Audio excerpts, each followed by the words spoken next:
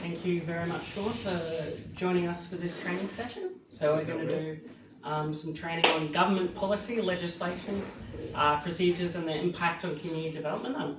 I know that that doesn't sound like a great title, but it's outlining what we're discussing today. So legislation and policies and procedure, basically just compliance. And it's important to be when we're running community programs, which is what this course is going to be about. We need to make sure that we are compliant when we run those programs, because otherwise people aren't safe and we can't get our insurance. And that's essential when OAC is wanting to run programs. So just a little bit about me. That's a picture of myself and my sister on our birthday. We're born 3 years apart but have the same birthday. So that's our ice cream cake. I love ice cream, so I asked for an ice cream cake. And that's my little nephew River. That's cool. Smirnoff is the only alcohol I will usually drink, apart from at church. We have wine for community. Oh, right, okay, yeah. I'm not usually having alcohol for other purposes. Our daughters are 2 years apart. Oh, okay. Same day. Yeah. So we'd be using Kahoot. I didn't bring my phone. Oh, okay. Do you Now want to just after? quickly Yeah. run up? Yeah, cool.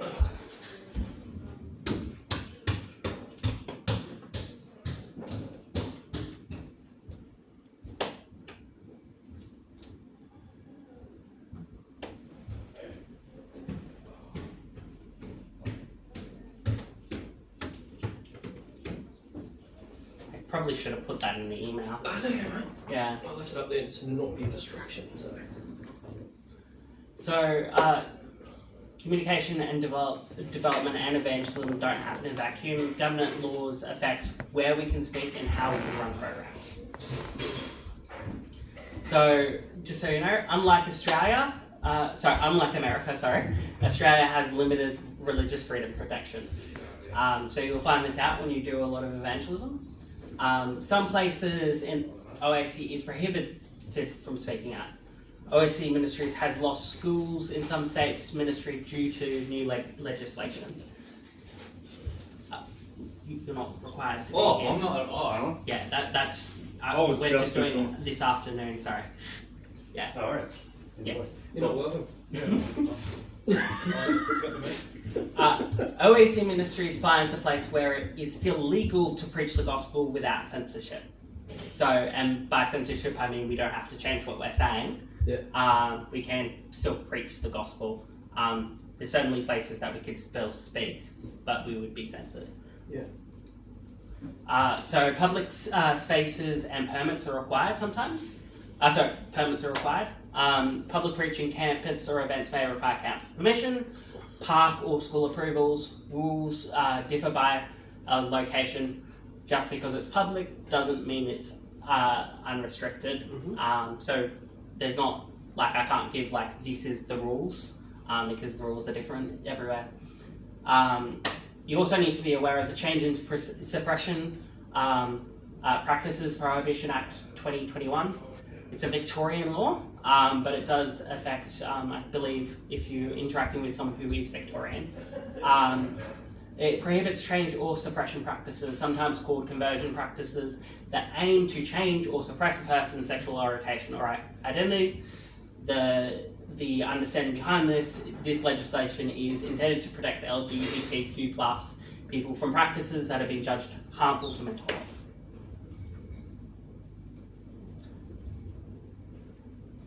Okay. Also, child protection and mandatory reporting. Child protection is a non-negotiable, as you know. We're required blue card and working with children checks, compliance with child safety policies, mandatory reporting laws apply to community development programs, and legal compliance protects the vulnerable and the mission. This is, I'm sure you're well familiar with this, but we have to cover everything in these sort of things. Yeah. State and territory level. So, Wellview Camp school programs and community outreaches all operate under state-based rules. So, policies differ from Queensland, New South Wales, Victoria, etc. You have to check what the rules are in your particular state. OAC leadership handles compliance. Missionaries must follow this guidance. So, depending on whether or not you're going to be a leader or if you're just going to be someone more on the ground, not that leaders aren't on the ground, but on the lower on the hierarchy, that's going to affect how this affects you. Rule of thumb, remember the words of Jesus, I am a sheep sending you out like shepherds around wolves around you, be wise like snakes and gentle like wolves. My translation is be godly but don't be stupid. We don't just do stupid things that are going to just get us like kicked out of places. That's just stupid. But we also need to be actually trying to obey the government as much as we can, and just be loving to people around us. So the Kahoot.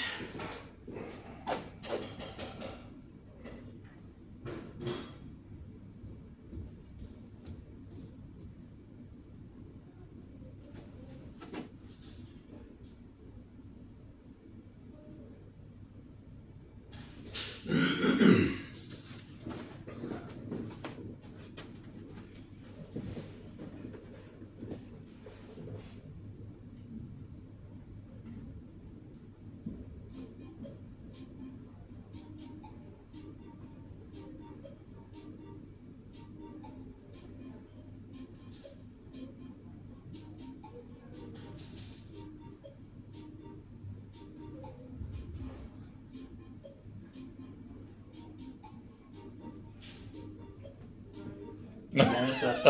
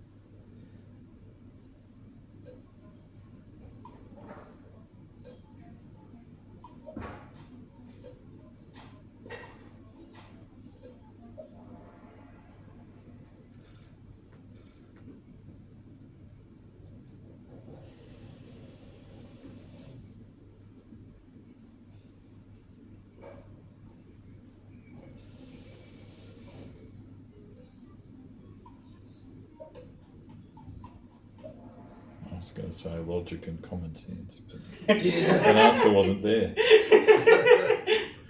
Yeah, I don't think my examiners would appreciate that, putting that answer No, there. I don't think they would either. Ooh.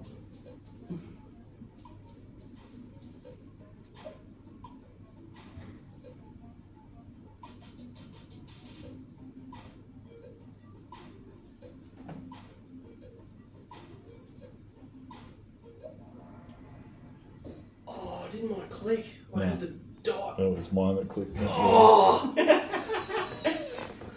You just got it right at the end. That last one put me seriously in front, but it was very close up until then. I pressed the button and everything. Anyway. Jeez.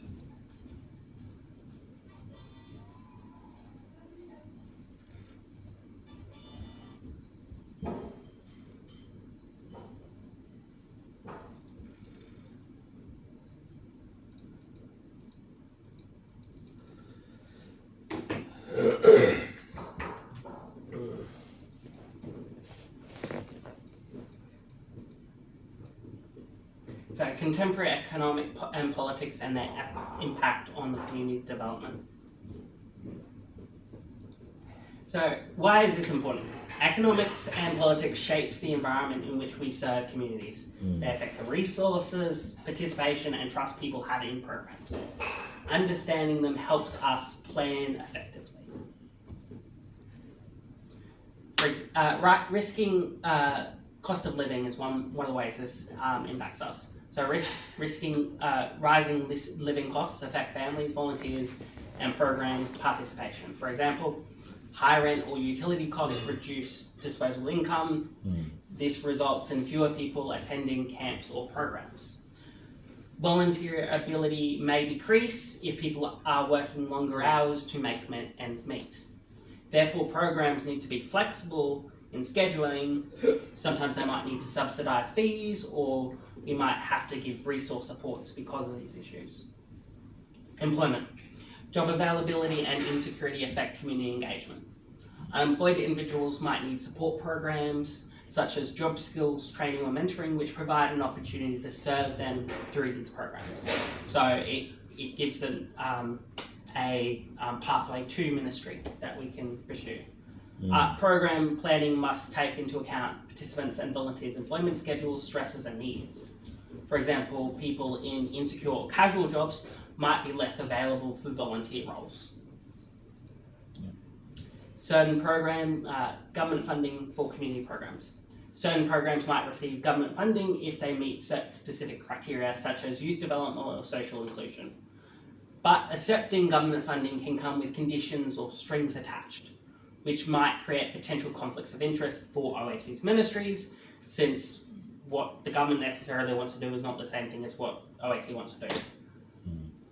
The areas that the government supports also influence what needs are being addressed by other organisations. So that there might be this affects the gaps that remain unmet and the opportunities for OAC to serve in areas where needs are not fully addressed. Public trust in institutions, this is a big one. People's willingness to engage in programs often depends on their trust in the organisation running them. For OAC Ministries, this means communities need to see that our programs are genuinely caring, not just another service or political initiative. For example, communities may be wary if a program seems politically motivated or agenda-driven, even unintentionally. Trust directly affects camp attendance, participation in evangelistic events, and volunteer involvement. Local churches, schools, and community groups are more likely to partner with OAC if they trust the ministry's integrity. Another Kahoot.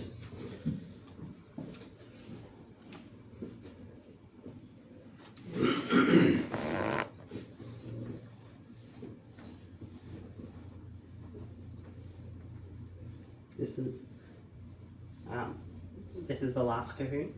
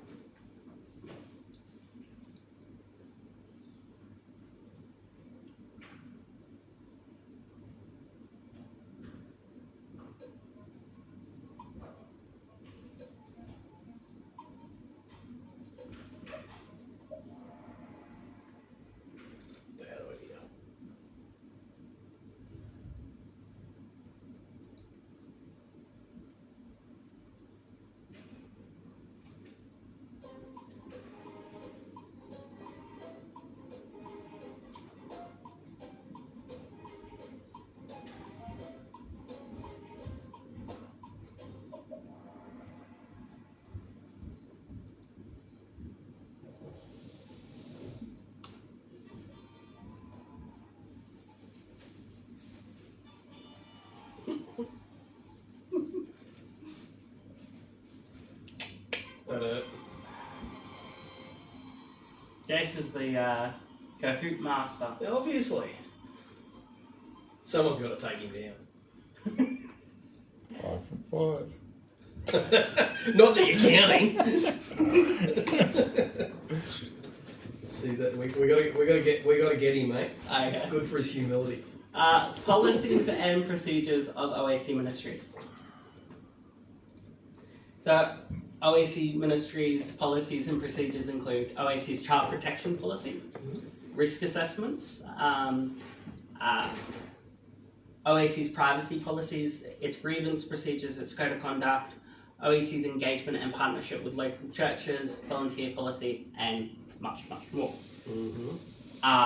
But those are just a few. Defines, that's not proper English.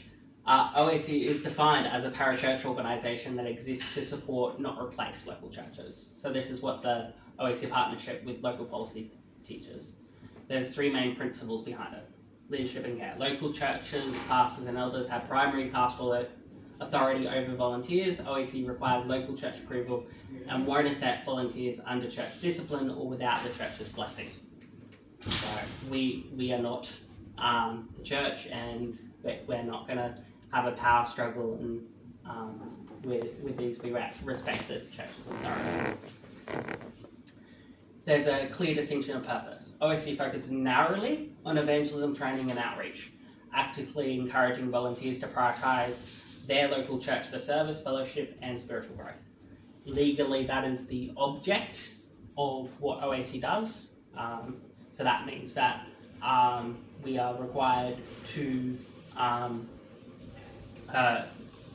focus our resources towards that. I believe I was actually doing some constitutional stuff for my church, and they were saying we could be sued if we don't actually do the things that are do things that are not within our powers, not in line with our job object. Would that be correct? Yeah. So OAC could be sued if we're doing stuff that's not targeted on evangelism or outreach, and rightly so. And non-denominationalism. OAC holds for essential evangelistic doctrines, but allows diversity on non-essentials. We won't undermine a church's teaching. If there's a volunteer from a Anglican church, we're not going to say that Anglicanism is wrong, or we're not going to say that the charismatics are wrong. Whatever it is. We're just keeping that to ourselves, aren't we? We just quietly stew and whinge to each other. Okay. Key requirements for volunteers. All volunteers must agree to OAC Statement of Faith. Ages 16 to 18 are required parental consent. We must hold valid working with children or blue card checks. / blue card, yeah, sorry. Complete child safety training are mandatory reporters by law. We follow code of conduct and safety policies, and we keep personal information currently in our Avanto system. Since you're new to OAC, you wouldn't know that we have a database which we collect information for all our volunteers in, and if you come on staff with OAC, we would teach you on that, but that's not the purpose of our training today. There's different volunteer levels. So you're an observer, someone who just comes and sees. You can only do 5 outreaches with that. For legal reasons, we want to keep a cap on that. There's someone who's a team member, someone completes an application, references are done, there's training is done, and then a team leader. That's a leader who is a leader over a volunteer team. That could be a staff, but obviously they can be volunteers as well. And a coordinator, leadership over multiple teams in a region. So, yeah. Normally there would be staff that are doing those roles, but it's possible that volunteers can do that as well. Information collected. Contact details, financial records, health information, reference checks, and event attendance records. Why we collect these things? We keep it for legal and compliance and record keeping, safety and suitability screening for child protection, communication, newsletters, receipts, follow-ups, emergency contact and medical responses, and accounting and auditing requirements. Our commitments according to our privacy policy. We only use information for its intended purpose.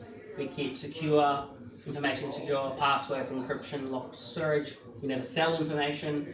We're not going to sell it to some advertising company. That's fun, right? Yeah, probably wouldn't be very ethical. Never disclose outside of Australia, so we're not going to go and tell the USA branch of OAC our people's private volunteer details. We respond to requests within reasonable timeframes. If you call us at midnight, we're not going to necessarily call you in the next 5 minutes, but yeah. Yes, and code of conduct. So, what we're going to do, so we've got plenty of time to do this, since we went through things so as quickly as we did. So what we're going to do, Sean, is we're going to be going through the code of conduct, and you're going to be reading it, and I'm going to stop you at certain points, and I'm going to ask you questions, so that you can just cause you to think about it. Let me know, you haven't got your glasses. I can read that. Okay. Yeah. Would it be better if I made it bigger? Or? That's fine. Okay. Cool. It's up close is the issue. Pardon? Up close is the issue. Okay, cool. Yeah. Do you want to start? Yeah. Are we out loud? Yeah. Oh, okay. Sorry. Yeah. I must have missed that, I think. Purpose: the code of conduct refers to here as the code of conduct or the standards. Sets clear standards of expected and unacceptable behaviour and character of individuals working under, through or with OAC ministries. These standards are used to assess suitable workers, hold individuals accountable during reviews, disciplinary processes and dealing with incidents, motivate the character expected of OAC workers. This code of conduct is not intended to be definitive, nor is it to replace other values or expectations of reasonable common sense in an individual's conduct. The code of conduct is approved and endorsed by the NEC and will be reviewed every 3 years from the date of approval. Yeah. Scope, purposes. So let's stop there. So for context, the NEC is a committee that just endorses things, and they help evaluate stuff for the National Director, Jason Potter, who's not in the room right now, and they do that every 3 years. So can you explain from that, what do you think the purpose of this code of conduct is? The overall code of conduct? Yep. Behaviour management. Do you want a succinct one or? Oh yeah, Is it so or? I think I would just add, it just gives the different specific ways Yeah. that behaviour can be managed, but I think that's a very good broad overall thing, so that you synthesise the information well. Can you continue reading? Persons, all OSC workers, staff, volunteers, etc., all board or other committee members, NEC members and any other officers, any third-party contractors and consultants acting on behalf of OIC, staff, volunteers or all other persons from partnering organisations working under OIC or with OIC operations, any person who is or may be reasonably perceived as representing OIC. When any context in which an individual is or reasonably by perceived as representing OIC. Examples include but not limited to during or in relation to any OIC operations, interactions in which an individual may be associated with OAC. So just to point out, it's just very, very broad, and that's good legally because we're covering all our bases. If we weren't doing that, then and someone's doing behaviour not in line with the code of conduct and they're not listed there, then they can't be held accountable to the code of conduct. So that's why that would be important. Please read on, Sean. The NEC is responsible for overseeing and maintaining a suitable code of conduct and creating an organisation culture built upon OEC's beliefs and values, as well as enforcing discipline for serious breaches of the code of conduct. The National Director is responsible for ensuring the code of conduct is provided to all relevant persons and overseeing day-to-day implementation. Breaches of this code of conduct may result in internal investigations, formal warnings and role reviews, changes to roles or duties, suspension, termination of employment or cessation of all volunteer relationship. So those are just the different ways that the NEC can hold us accountable. Mm-hmm. So can you read the next 2.1? I will fulfil all duties of my approved role as set by role descriptions, guidance from supervisors and reasonable expected conduct. Uphold the organisation's objectives and values, understand the following organisational structure, oversight and authorities, understand and engage with the means, methods and strategies by the organisation working as part of a whole. Straight across? Yeah. Engage in activities outside or approved roles and duties unless directed by my supervisor. Act against the organisation's objectives and values. Act in such a way as to bypass organisational oversight and authority structures. Slander or speak in such a way as to bring into disrepute OAC ministries, its staff, volunteers, leaders or the NEC. Act or communicate in a divisive manner. So, and then there's just a footnote. It's giving a Bible reference that's relevant to that. So 1 Corinthians 10. Jason, how long on the recording is it? We've got maybe 3 minutes left, is that? 3 or 4? You're nearly there. Yeah, I just wanted to manage. Okay. So just in summary, churches partnership. OAC is a parachurch organisation. We support and we don't replace churches. All our volunteers must be actively involved in and improved by their local churches. Local church leadership has a primary authority over volunteers. Volunteering is a privilege, not a right. There's 4 levels: an observer, a team member, a team leader, and a coordinator. And volunteers have to fulfill the requirements of agreeing with a statement of faith. It's very important as a religious organisation. Our purpose is to promote our faith, and that requires, and while it wouldn't be appropriate in other contexts legally to require someone with a statement of faith, that's totally appropriate in a religious context because the purposes are associated with that. You're required to have a blue card and child safety training, and all volunteers are required mandatory reporters.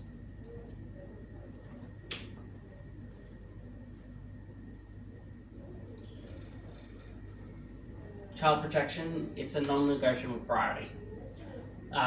Blue card compliance is required.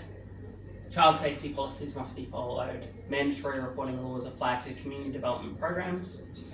Privacy information. We collect data, financial, health and screening information. Information used only for its intended purposes and kept.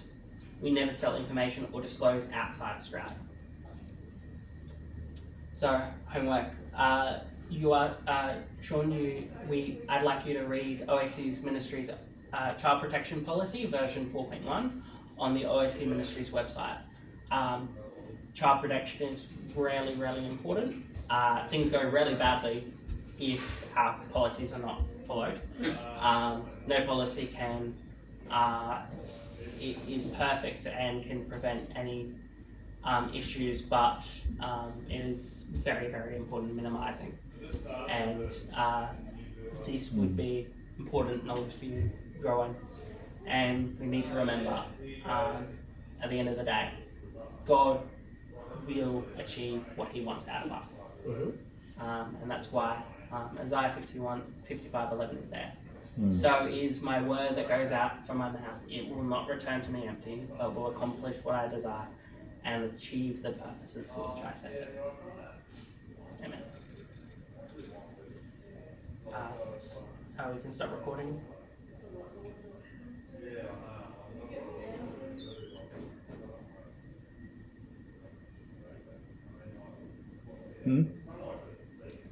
Oh, sorry, press stop.